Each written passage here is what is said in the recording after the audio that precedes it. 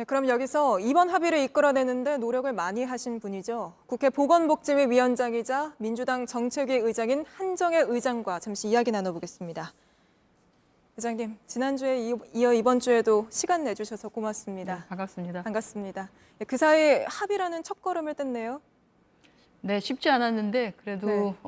조금 흉금을 터놓고 얘기해보고 문제의식은 똑같이 하고 있으니까 방법을 좀 찾아보자라고 하면서 네. 합의에 이르렀던 것 같습니다.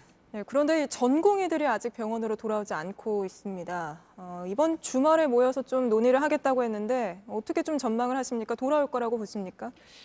전공의 문제도 있고요. 그 전에 사실 지금 국가고시를 앞두고 있는 네. 의대생들, 의전원 학생들이 있어서 저희가 어제 합의가 끝나고 나서 바로 그 의대생들의 국시 신청 기간을 어제로 원래 마감이었습니다만 이번 주말까지 예. 일요일 12시까지 밤 12시까지로 늦춰놓은 상태입니다. 그래서 합의 지금 전공의들도 이런 얘기를 하고 있습니다. 합의에 이르기까지 절차, 그것은 이제 의료계 내부의 절차적 문제를 제기하는 것이지 합의 자체를 문제 삼고 있지는 않기 때문에 네. 그렇다고 하면 의대생들이나 우리 의전원생들이 돌아올 수 있는 또는 국가고시를 신청할 수 있는 명분은 충분히 확보되었다고 보고요. 예.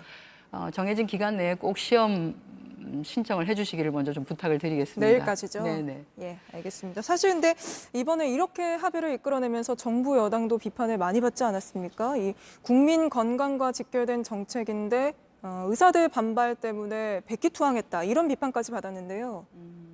백기투항이라는 데는 동의하지 않고요. 예, 지금 저희가 코로나19와 전쟁을 치르고 있는 상황입니다. 그런 상황에서 의료진들이 의료 현장을 지킬 수 있게 하는 것도 정부의 역할이고요. 네, 또 아픈 사람의 입장에서 보면 빨리 치료를 받아야지만이 되는데 그 절박함은 정부가 또 책임질 필요가 있는 것 같습니다. 그래서 백기투항이라고 하면 저희가 국민과 환자에게 백기투항했다고 하는 것은 네. 저희가 받아들일 수 있지만 의료계 지금까지 하려고 했었던 정책을 철회하거나 또는 정책을 추진하지 않으려고 하는 것 아니냐에 대해서는 동의하지 않고요. 앞으로도 충분하게 소통하고 협의하면서 추진하겠다 이렇게 말씀드립니다. 네. 사태가 더 나빠지기 전에 서로 대화하기로 합의한 거는 다행스러운 일이죠.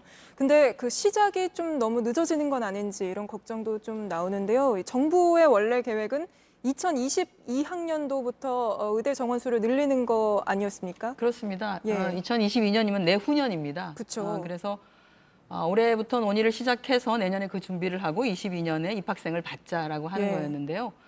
사실 국민적 공감대는 저는 형성은 되어 있다고 봅니다. 네. 의사가 좀 부족하지 않냐. 의료 서비스 지역 불균형 너무 심한데 지역 의사, 지역에 머무를 수 있는 의사를 키워내달라라고 하는 네. 것도 있고요.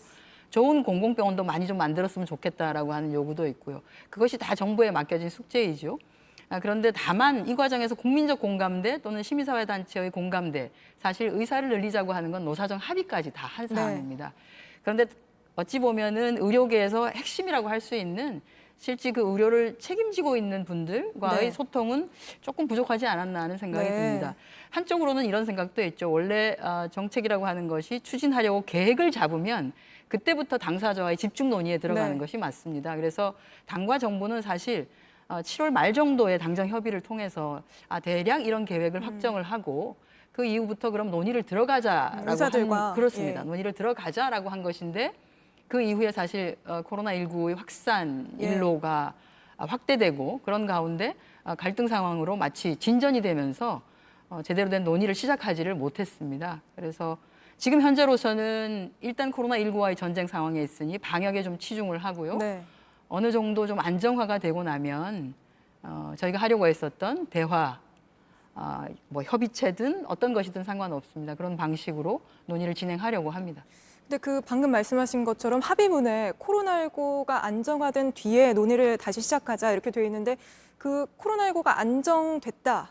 이걸 판단하는 근거가 좀 있으니까 기준 같은 게 있습니까? 그걸 딱히 뭐 기준이라고 네. 잡아놓지는 않았습니다만 예. 저희가 7월 말경에 당정 협의를 했을 때를 복기를 해보면요. 그 당시에 국내 코로나 확진자 발생자 수가 한 10여 명 정도에서 지속적으로 유지가 좀 되고 있었고요. 우리가 흔히 말하는 경로를 잘 알 수 없는 환자의 퍼센테이지도 아주 뭐 적었습니다.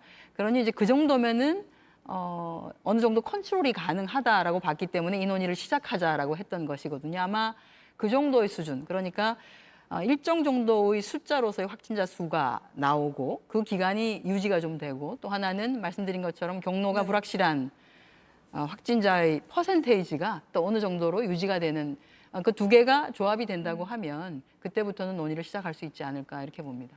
예, 그러면 그 논의를 시작할 때 그 협의체에 의사들 말고 뭐 환자들이라든지, 왜냐하면 당장 어제만 하더라도 시민사회에서 의료 소비자들은 완전히 철저히 배제됐다 이런 비판이 나왔잖아요. 혹시 그래서 그 환자들의 목소리를 담을 수 있는 그런 방법도 좀 생각하신 게 있습니까? 이미 국회에서 여야가 국회에 특위를 꾸리자고는 예. 원칙적 합의를 한 상태입니다. 특위는 물론 의원님들 중심으로 꾸려지기는 합니다만, 그 특위에서 모든 의료 전달 체계와 관련된 모든 당사자들을 불러서 얘기를 하고 또 의견을 듣고 쟁점들을 정리해 나갈 수 있습니다. 그래서 그 걱정은 안 하셔도 될 것 같다, 이런 생각합니다. 예, 알겠습니다. 오늘 말씀 여기까지 듣겠습니다. 고맙습니다. 고맙습니다.